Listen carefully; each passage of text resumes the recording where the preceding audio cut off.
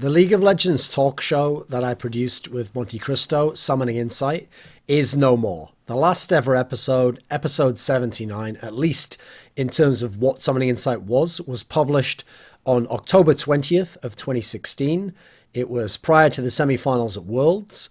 And with what was going on at the time with Monty's work in Overwatch and the fact that at the time that was finishing up E-League Season 2 in CSGO, and then later on I had to travel back to Europe a bunch of times, and I had to go on holiday with some of the people who are significant to me in my life. We never got even finished with Worlds itself, actually, and did like a finals show or a post-finals show. Monty was already heavily invested in getting into Overwatch at the time, when we started our show at Oversight over in that game.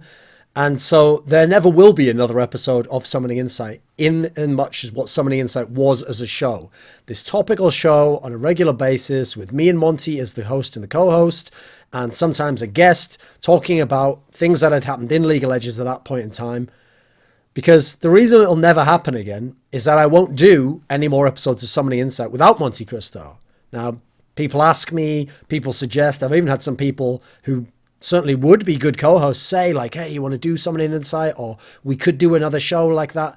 The thing is, I won't ever do a show and call it Summoning Insight unless it has Monte Cristo. He was on every single episode with me. The two of us came up with the show together. We were the bedrock of the show. In many ways, our chemistry helped carry the show. We were the ones who sacrificed many hours and nights and time that we had to make it work for the guest so that we could make all these shows. And so I decided long before I knew the show would end and before I knew Monty would move to Overwatch that Summoning Insight would always be us, and that I wouldn't even do episodes if Monty wasn't available with someone else as a stand-in. Like, I didn't want it to be that kind of show. For whatever reason, and some personal issues between us, I wanted it to always be a show that was just the two of us and that belonged to both of us in that sense, and didn't, one day develop into just something for me, and then he's not there and he's off somewhere else and I build into a different type of show. Now, that's fine if other people want to do that, and I've done it certainly myself with other shows, but I just didn't want it to do it for this show because it was a show that meant a lot to me in some respects.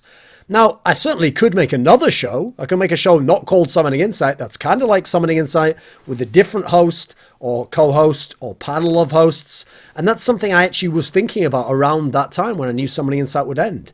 I was reaching out. I put the feelers out there for a few people, found out who was interested. Initially, my idea was that I was not going to have any regular co-hosts because actually, as I alluded to before, I do think that limits like how often you can do the show and also what time you have to do the show and the investment in that respect. I was going to make it more like what I did in Counter-Strike when I first launched my own Counter-Strike podcast, which is called Counterpoints. I originally just made it where it was me and 2 or 3 other people, and I just decided who the other people were, and it changed every episode, and I set them up depending on what the topic was, and then I rotated them. Now, that in general was the approach I was going to take with this other show, at least in the planning phase, and I was thinking, right, what I'll do is, depending on which region I want to focus on, or which region interesting things have happened in, I'll put together a panel that fits that, and I'll do that. Now, I'm not entirely against the notion of doing it still. Like, there's a reason why it got pushed to the back, which is that the time investment is pretty large. It's a show where the actual amount of hits on the show doesn't necessarily justify some of the other stuff I do in esports already. Like, it maybe wouldn't even get as many hits as some of my other shows I do or shows that I do at the moment. I do think it could serve a valuable place in the community, but in some senses, the fact that I'd have a rotating guest list could make it tougher. And if I have a dedicated guest or co-host with me, that could work as well, but then it's a bit trickier with the regions. One of the good things about Monty was he could be an expert in a region that not a lot of people watch, but he also watched the main regions, or at least we could get a guest who could cover one of the regions we don't cover as much. It's a lot trickier when you're working with other people. A lot of them just specialize in their region. A lot of them aren't able to fill in some of the other aspects of the banter and the natural chemistry and be able to talk about all different aspects, be able to talk with authority or be able to argue with people and be able to say things and still be a professional and not have to worry that it'll impact their career and don't have to be guarded as a result. So it's very difficult to find someone like a Monte Cristo, or even to chart a new territory, go in a new direction and go a different route. Obviously then it would be a very different type of show. So it's still something I toy with from time to time. I just haven't pulled the trigger on it. I haven't decided to do it. And another aspect I have to say, this is something that affected Summoning Insight towards the end and is an issue now with doing a show, is the scope of Summoning Insight, where it was going to cover all the regions, depending on which week we were doing, and in general would cover the biggest games and talk about the biggest topics. There is too much League of Legends now. Every major region has tons of games, because everyone has the best of twos and best of threes, tons and tons of games, so many matches. You can't watch all the matches. Logistics mean you can't. It's hard to even be an expert on all the regions. It's hard to even get guests as much, because obviously that's one of the good things about Monte Cristo is I had this bedrock where the two of us could do a show on our own, or we could make up for the guest not being good, or we could both engage with the guests to make it fantastic. That's where it's tough without a dedicated co-host, or without co-hosts that are as good or as skilled in those particular areas, or don't have the same variety of skill. Now, there's also the fact that when I first made Summoning Insight, it wasn't about making the biggest show or making a show that would make us popular or anything. The whole point in making the show initially was just to be a vehicle to talk about League of Legends in a way that I didn't see people doing it at the time, and having serious discussions, but also being able to say your real opinion, even if that's unpopular and even if it seems harsh and it's not the politically expedient thing to do. And then more than anything, my main motivation was I wanted this to be a vehicle for my friend, for Monte Cristo. I wanted him to have a chance to comment on regions he doesn't cast, to become the #1 expert in the world in League of Legends in terms of attaining that status, because I already thought he had it, and to be someone whose opinion matters in the community and isn't just this niche guy doing the odd Riot event and doing stuff in Korea and only being wheeled out twice a year for All-Stars or Worlds or whatever else, and otherwise only being with the niche OGN fans. I wanted everyone to experience what he thought and to value him, or get a chance to experience his analysis and perhaps value him as highly as I did, and see that for me he was the best caster in esports. He was certainly the best in League of Legends. He just wasn't commenting on the games that the most people were interested in. So I wanted it to be a vehicle in that sense. And so as a result, if you look at how I designed Summoning Insight, it's very rare that I press Monty for stuff and tell him, like, I need more from you, you didn't give me enough there. And I never used to give him notes. In general, I kind of let him have what he wanted, have his autonomy within the show to talk when he wants to speak when he wants to ask the guests questions, to do whatever he wanted, and it would be his showcase to some degree. And so, yeah, even though at times I had to take some of the other roles in terms of the hosting, of filling time, and sometimes adding into jokes and wasting a bit of time sometimes, or making it less awkward. In general, a lot of it was to set him up, so that's what people came for in terms of the pure analysis. And the game side, it's coming from him, isn't it? So I do think that the chemistry between us, as I mentioned, it was the bedrock of the show. It's what made the show survive. It's what gave the show its unique flavor and maintained that flavor from week to week, depending on the guests and who they were or what had happened. And also the humor and the ability to riff on each other. To me, it really shows that, we brought the best out of each other in terms of our partnership, and then the show itself. I mean, if you actually look at the episodes that are just the two of us, when I originally made the show, I only started it with me and him to establish the show. Then my plan was, right, it'll always have a guest, and ideally, a guest that has name value or something interesting to say. But what I later found was, on the weeks where I couldn't get the guest or the guest cancelled, and I would just do the two of us, and we would do an episode, and it would be, as a result, a lot more intense than just the two of us, and we'd be going into topics just of each other, and a lot more like back forwards, like a two-man play or something, rather than having a whole cast of characters. I noticed, first of all, those were fun. And actually, we didn't need a guest to carry the show, especially towards the end. I mean, if you go and look, some of the episodes, in fact, the episode that has the most views on YouTube is just the two of us. In fact, there was a whole bunch of episodes of just the two of us that had a lot of hits. 7 of the top 20 most viewed episodes of Summoning Insight were just me and Monte Cristo talking. And remember, I have never pretended to be an expert on League of Legends, and I especially wasn't in the early days of 2014. So actually, one regret I have in my career as regards to Summoning Insight is I probably should have done more episodes that were just the two of us. I should have maybe had it be like 30-70. So like 70% of the time it's a guest, 30% of the time it's just me and Monty, or 40-60, and had more episodes. That way I could have gotten more episodes when guests weren't available, or Monty couldn't do the time that they were available. And also we could have got more episodes out as a result, in as much as we could have covered more stuff, and we should have done it more regularly. In fact, that is actually another thing I vaguely regret. Not really, it's not like a big deal, It's moved on in life, and I've got new things I'm working on now. But I do think I could have done more episodes. In this sense, by having just a two-man show, and also because at the time, I just didn't put Summoning Insight always as my #1 priority. I did in the early days, I did for a lot of the time there, but once we got to 2016, and there'd been a lot of problems for Monty, and a lot of issues in League of Legends, where CSGO's risen as a game, and I'm working on other things as well, and then I've got all my events that I'm working for, which earn a lot more than something like Summoning Insight does. Yeah, at this phase, sometimes Summoning Insight slipped down the priority list, and if wasn't that interesting at any point in time, or I couldn't get a guest, and I was traveling too much, and Monty was too busy with LCK because his hours were increased massively, and he only had a few days and opportunities where he could do it. So my travel had to sync up with when he was available, and then hopefully get a guest. I could have prioritized it more, like I have now with our Overwatch show, and I am doing in general with my talk shows. I could have made it where I do only get 5 hours sleep, or I do wake up in the middle of the night more to do it, even more so than I did already when I was at home, and made sure that I got out, that episode every week or minimum every 2 weeks. I could have done that, and looking back, it would have been nice to, but there were reasons we didn't, and these are things I've only come to conclusions of in reflecting over the years of now that the show's ended, Because for that last year, yeah, we didn't get that many episodes out. Whereas before, it had been a very regular show, especially when I'd been in Korea. I used to do it pretty much every week. So one of the things about the show that I think often went misunderstood is when people would be critical of elements of the show, and particularly my involvement in the show. I mean, people who are beginners and didn't understand the show would often say silly things like, they should replace me as the host, or wouldn't it be better without me as on the show, I'm not sure that they understood that. I came up with the name of the show. I came up with the concept of it. Monty played a part, but I had the basic concept. I booked all the guests myself, except maybe like 2 or 3 Monty might have gotten. Otherwise, it was me going out there, me contacting the person, me persuading them to come on, me telling them what that would happen. Then I scheduled it all, so that was between myself, who usually was in Europe, that's where I reside. Many of the guests were in North America, and Monty lives in Korea, and Korea is like 8 or 9 hours ahead of Europe, depending on where you are. So that often meant Monty had to do it at 10 a.m., I had to do it at like 2 a.m., and then a West Coast guest or East Coast guest in America would get a time that's preferential for them.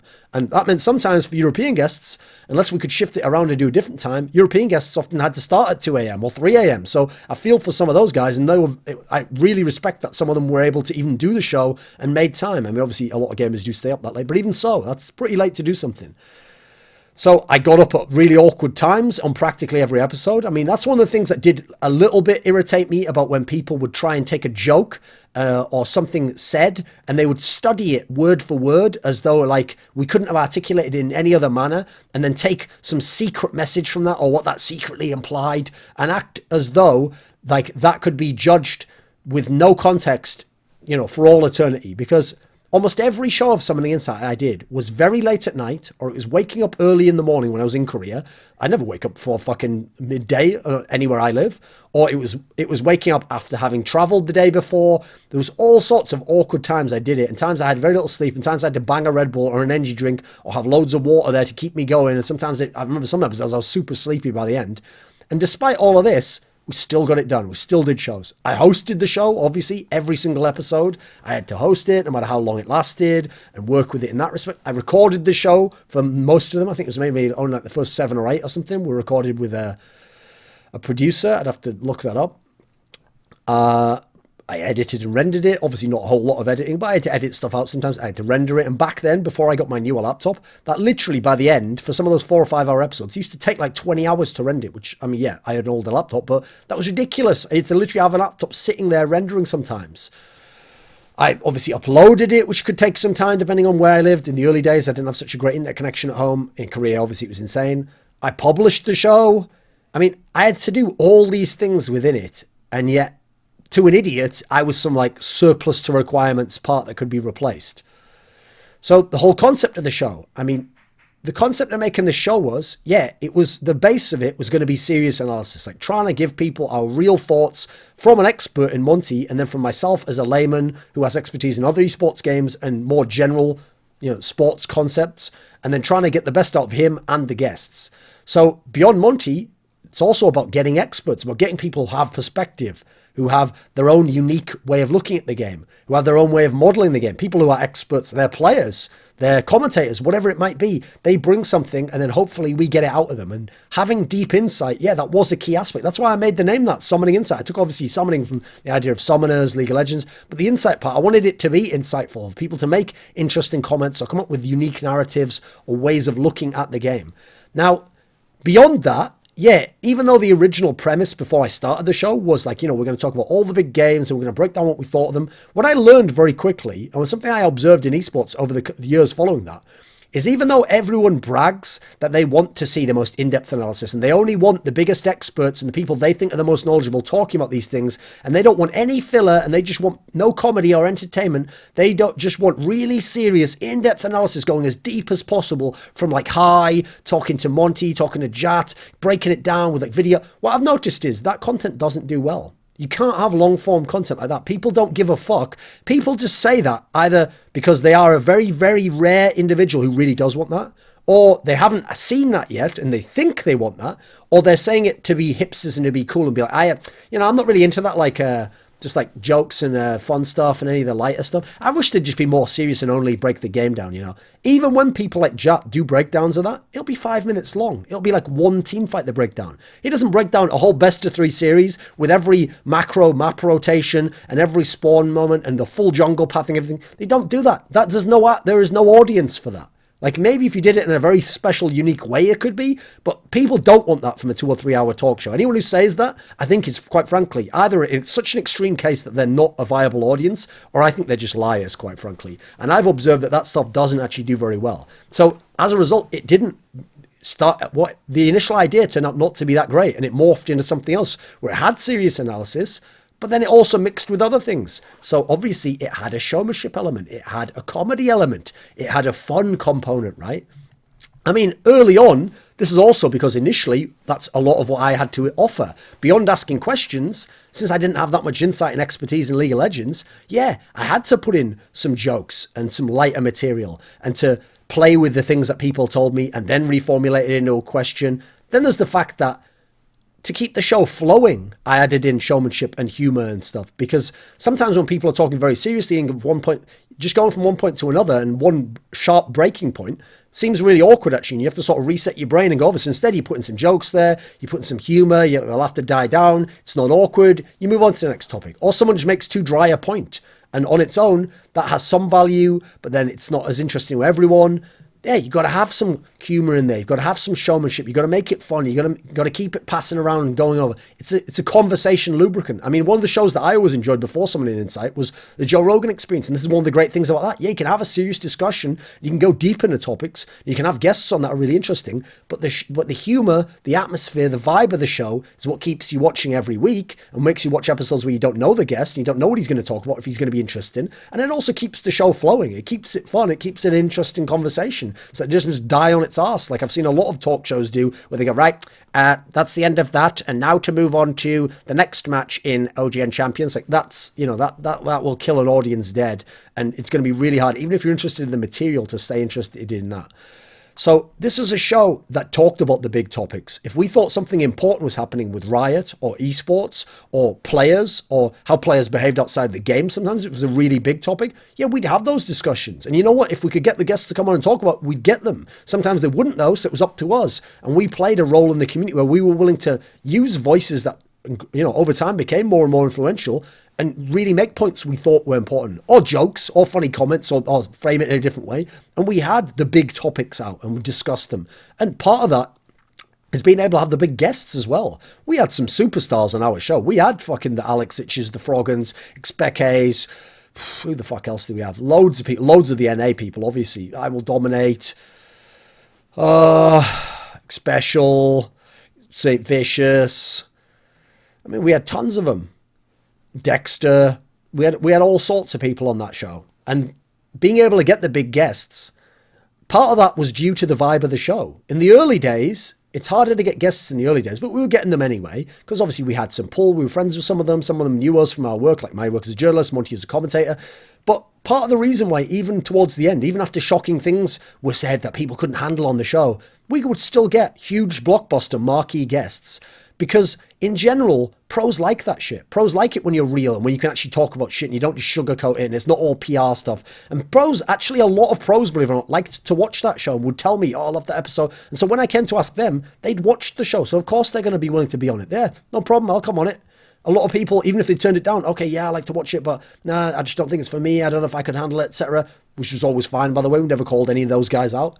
I mean, in general, I always felt like the role it fit in our community, it became even a cool thing to do. It became a fun thing to do if you were someone who liked to talk, someone who liked to talk shit, someone who liked to use your analysis and use your expertise. And that's why we got a varied set of guests, and we got some really great guests as well. And then beyond that, one thing from day one I had always planned once we started getting guests is I didn't want it to only be the big name guests. I didn't want it to only be superstar players and try and get the biggest name I can. I used to do that maybe 2/3 of the time, but I would purposely try and pepper in episodes where I have a guy who's from a smaller region region who's a caster, or who's from a small region, he's an expert, or who's someone who's just a journalist who's an expert, or they write in a very interesting way, or they think in an interesting way. And some of those were some of the best episodes. Think of the episodes with Clement Chu, or when we had Kelsey Moser in the early days when she'd never done video work before. You know, we had a lot of interesting people there that very thought-provoking, had great conversations, and some of the most in-depth conversations came out of those ones without the marquee names. And that was always something I wanted to do, to help blow them up, to help give them a platform, to help let people see them who wouldn't otherwise hear of them. And I'm glad to see that so many of them, not purely because of the show, but I like to think it played a very small role in helping get them out to a wider exposure, and they've gone on to bigger, better things. And so many of them are fantastic people to this day who have only gotten better at their jobs and what they do and more interesting. And in that sense, I wish there was a show in as much as to bring out the best of them again and to hear what they think now about League of Legends and how they think about the game from their unique perspectives.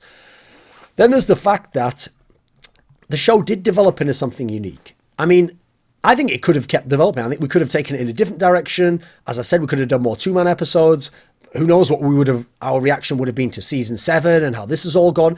And it could have been for two different reasons. One, if Riot hadn't gone the approach they did of like chocking all the seasons full of so many games, that's certainly a problem. Two, if Riot had actually allowed casters and other people like that to be part of the show earlier on, that would have added a different little bit of a flavour, you know, if we could have had Deficio come on, you know, once every 2 months and give his thoughts and make him more of a regular rotation guest like we had with some of those guys. Also, obviously, if they hadn't had their issues with Monty and Monty hadn't decided to get out of Renegades, well, I mean, he didn't have too much choice in that, but he hadn't decided to get out of the owning business and then go into Overwatch, and he knew about that a long time before, but then eventually transition, and then because of the fact, just for funsies, he can't watch all the League of Legends, not really be available to do a show and to be Monty and to be that expert, the number one expert that he was when we did the show. So, I mean, there's an alternate timeline, sure, where he stays in League of Legends and we're still doing Summoning Insight now, and it would be fun, it would be cool and all the rest of it, but it didn't happen that way. It's not a big deal for us, at least, and everyone's moved on.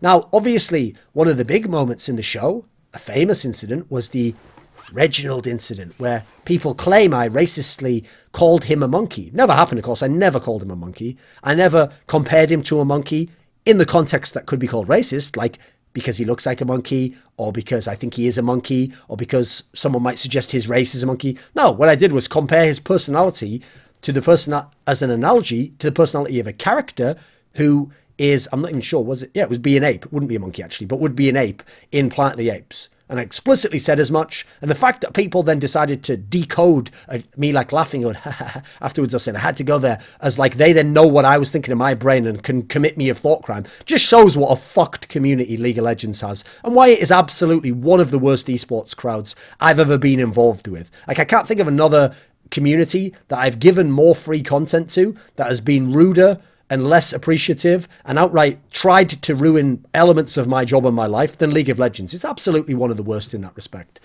And so, it was never what people claimed. People now, some of the same people who were involved in saying it was ridiculous back then, as in total racism and the worst possible thing you could do. A lot of those people I noticed, I tagged them with RES, and a lot of them changed their tune now. And no, actually, they never thought it was racist. Of course, everyone knew it was a joke. And they thought it was a joke that was a bit over the line. But, that's just the way it was back then. And besides, and half of them who comment on it now are just the mentally ill people who bring up the same things in every fucking thread of my content, for 5 years beyond that. So we can easily ignore those guys. They're at the bottom of the thread anyway, all downvoted. So it's not really a problem at this point in time, and we've long since moved past them. And there's an ignore function in RES. I'd advise people to use it. But the point is, it was never a show, as Reginald implied, that was just about criticising TSM or was in some way unduly unfair to TSM. What happened is TSM had fans who, for whatever reason, could not take any criticism, and were the sort of people where if you said their team was the second best and they thought they were the best, to them, you just said their team is the shittest team in the world, will never accomplish anything, and they are all piece of shit human beings who are worth nothing. That's the way they would behave about you saying their team was the second best. Somehow you have to fawn like they do and worship at the altar of TSM. That's why I described like TSM as fandoms, like a virus from outer space that takes over someone, like sucks out all the logic and intellect of the guy and replaces them as a mindless drone, like in fucking that Rock of Ages that Grant Morrison did, where Darkseid just becomes everyone. It's Darkseid at TSM is. Like, that's what it felt like with some of those idiots that were out there in the community.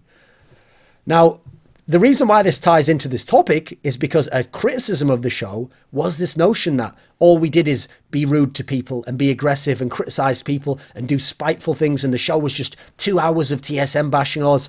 If you ever go and watch those shows, I don't know if we've ever talked about TSM on average when we discussed them for more than about 10 minutes in most shows, and they were like 3 or 4 hour shows. What's more, you go and you look at the show. I remember when I would go and I would be looking for the screenshot to put on the show. And when I would look through these episodes, it was people having fun, it was people laughing, it was people reveling in the joy of conversation and chatting about things and coming up with funny ideas and creative ideas and then weird ideas that you didn't think of and you didn't expect. It was people talking in a real fashion, in the way that they would if they were in a bar, or you didn't have the same restrictions that people now think you have to have in public, etc. It was just a cool vibe. It was a great conversation to have. It wasn't any of these things that people painted as in that respect. And those people either didn't watch it or they're just pathetic. I don't really care at this point in time. So the key thing is, another piece of criticism I've just remembered now, is when people would be like, this show will soon be replaced by a show that respects people and will be exceeded when someone else comes along and just does what you're doing, but with a Monty and no Thorin and that, that sort of logic. Well, guess what? It wasn't replaced. No one can ever do what we did because the way we did it was very particular to us as people. And it was in our own unique fashion. So someone else could make a show and it could be cool. Like that show that Scara and I'm a Cutie Pie does. If you like their personalities, it's a fun show and they have some serious analysis. I don't know that they do as much as we did and they don't do as many regions, but there's a lot there. They have guests on, it's fun, but it's very different, isn't it? It's very particular to them. It's not Summoning Insight. In fact, you could have had both and that would be pretty cool, right? You don't, you have one. Now, the idea that anyone was going to come along, they didn't. As I've outlined by what I did in terms of role, it takes a lot of work and it's a lot of effort and you take a lot of stamina to continue doing a show for over 2 years and to have so many guests and to book them and to keep getting up when, by the way, we never made much money off that show. In fact, I personally have never cashed a single cent out from Summoning Insight or the Insight on Esports channel. It's not something that contributed to my actual income per year. Something I did on the side to do with my friend and to do content that I thought would be interesting with him. That's part of why I did it. It was satisfying in and of itself. Then the effect it had was nice and I thought it was just a fun show in general. So it was never about being number one or being what people expected of us. It was about doing what we wanted to do. And guess what? We never were replaced. And I don't think you will see many people put in that effort. If there's one thing this community still lacks, all esports communities, it's great talk shows that have hosts and then have people who can banter and have people who can hold a conversation and talk about new ideas and keep going week to week and have the stamina to even keep going. And then to get guests, then to have interesting convos, that's a really fucking hard ask. So the idea that people just thought it was just an easy thing that would happen and like Jat and Deficio would make their own show, so you're just delusional, mate. It ain't like that. And I have the first-hand experience to back it up. Then there's the fact that a lot of people talk now, because there's no Summoning Insight, as though, I've lost out. Like, I don't do Summoning Insight. I must realize we'll lose out. No, I still do Summoning Insight. Oh, right, you didn't know. To me, all those things I described about Summoning Insight still exist. I do a so-called oversight with Monty now. It's about Overwatch, so if there's no overlap between you and Overwatch, yeah, you're probably not going to be into it. Still on the same channel. Still me and Monty's the bedrock. That's the thing. I've had to reset myself, obviously, because I don't know very much of Overwatch, so I'm back to the beginning of that, and I'm having to learn that game, but I do the banter, and I do the hosting, and I get the guests, and I record it, and I host it, and I schedule it, I come to concert. You can see what's going on here, although I give him credit. He came up with the name for that one. I did Summoning Insight. He came up with that one. And, yeah. It's a show where to me, it's the same as Summoning Insight to me. Like, I don't particularly care more about League of Legends than Overwatch. Remember, these were never my games. I came into them because I was interested in the scene, and then I did these shows in large part to do a show with my friend. And so I still do a show with my friend, and I still have the same fun that I had before, and I get to learn about new people, and it's got a similar vibe. And to me, it's just Summoning Insight, but for Overwatch. And so to some degree, it does exist. Just doesn't exist in League of Legends. Yeah, it sucks if you're a League of Legends fan. You want to see League of Legends, but I'm afraid that's just the way life goes. You have to understand, Summoning Insight was never about the money or the hits or the fame. Those things all came, but they were not essential. I mean, whether we have 200,000 views on a Summoning Insight episode or 20,000 on an Oversight episode actually has no meaningful impact on me or Monty. Like, it's just a number. The number's higher. Cool. Great. If it seems cool to have 200k, okay, that's like what, 1 second of gratification. If it has 20k, that's fine with me too. In fact, for what Overwatch is right now, that's pretty cool to have 20k, 30k. Content really struggles in that game, particularly because they have a divide in terms of the subreddits, which actually really cripples content like this going much bigger for people who need the money and the hits and the views and need it to be justified in that way. But luckily we don't, because we're in a position, this is something that was always the case from Summoning Insight, where we made our money elsewhere. This was something we did on the side. This wasn't our full-time job. Even when we had sponsorship, that wasn't just for that show, etc. And just to make it worthwhile doing, etc. We would have done it without the sponsorship, and we have done it without the sponsorship, and we continue to do it without sponsorship of that specific show. I mean, it's now Oversight instead of Summoning Insight, but the same basic premise. It was never about that. It's also a show that took us somewhere very different by the end than where we'd started. I mean, at the time we started that show, I think it was in like February of 2014.